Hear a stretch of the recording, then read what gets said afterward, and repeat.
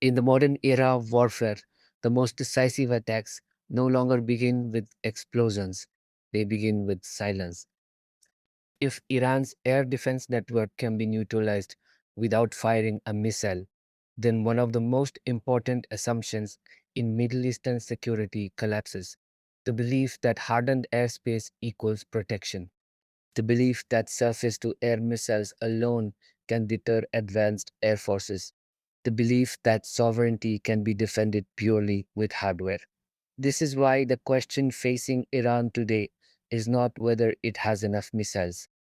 It is whether its air defense system can survive a sustained American cyber and electronic assault. And the answer to that question has consequences far beyond Iran. Iran's surface to air missile network is one of the largest in the Middle East.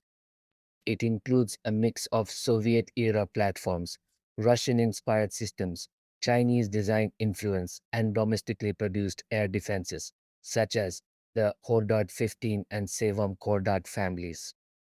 These systems are supported by long range surveillance radars, mobile launchers, and overlapping coverage zones intended to protect strategic sites, military bases, and key infrastructure. On paper, this looks formidable, but modern air defense is no longer defined by the number of launches or the range of missiles. It is defined by data, sensors, networks, timing, software, communication links. Every radar must feed information into a command system. Every missile battery must receive accurate target data in real time. Every element must operate in synchronization. If that digital backbone is disrupted, the physical weapons lose meaning. This is where the balance of power begins to shift.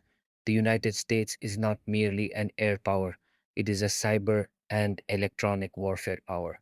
American doctrine increasingly treats cyberspace and the electromagnetic spectrum as primary battlefields, not supporting ones.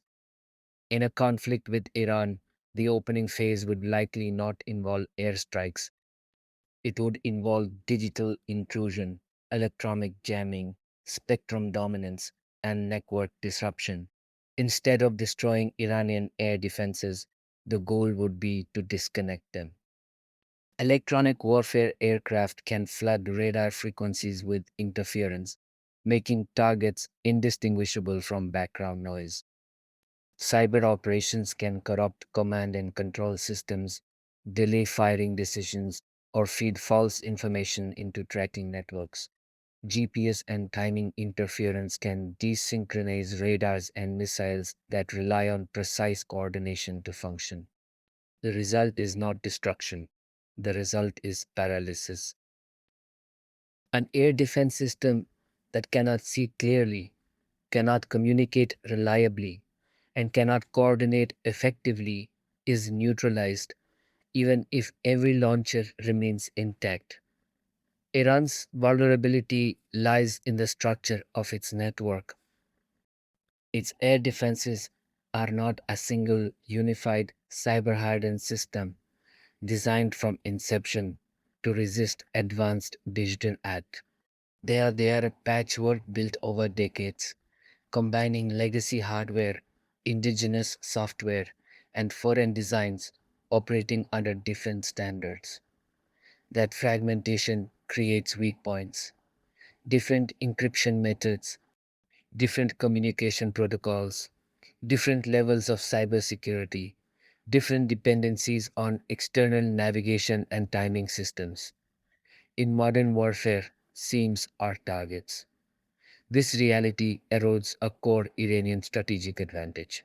For years, Tehran relied on the assumption that any attack on its territory would be costly, that air defenses would impose risk, that adversaries would hesitate, that deterrence would hold.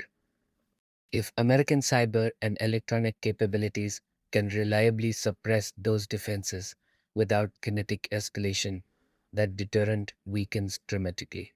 For the United States and its allies, the benefit is clear: greater freedom of action, reduced risk to pilots, expanded options short of war. the ability to apply pressure without crossing visible red lines. For Iran, the loss is strategic. Air defense is not just about protection, it is about signaling. It is about projecting strength.